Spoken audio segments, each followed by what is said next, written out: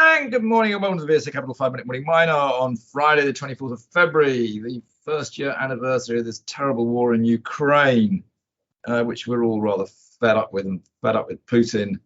But I got to say, my own feeling is that we probably do need some sort of a peace plan. Maybe we make that area a neutral zone, which is owned by nobody, so that Putin can sort of half win and half lose.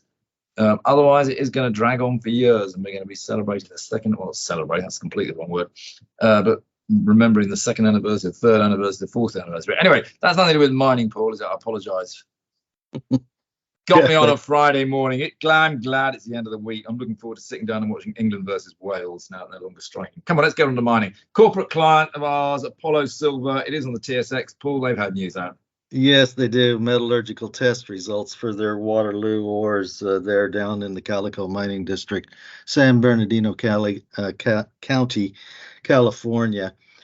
Turns out that 61% silver recovery by conventional cyanide leaching, but they can get that raised to 72% with fluoridized assistance, or they can get it up to 80% if they go with ultrafine grinding, what is called high pressure grinding rolls. Now, just for retail investors, high pressure grinding rolls is not new technology. It's used around the world for ores which have a relatively wide variety of minerals which make up the ore, or where the ores, particularly like silver ores, prove to have lower overall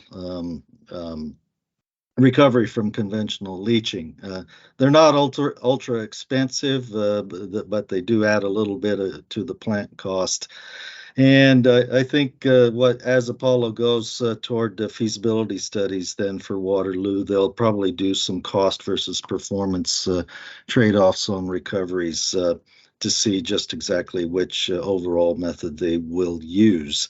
They do expect to have a new mineral resource estimate released by the end of March. Goody. Okay, what else do you want to mention? Resolute full-year results. Resolute Mining, the West African gold producer, which is dual listed both in Australia and in London. Better numbers by quite a bit over 2021 results, though they did still turn in a small net loss of about 14 million. But that is a very good improvement despite the rise in inflationary cost pressures. Overall, the numbers look much better than 2021, so I have to be, as an analyst, pretty happy to see that, really.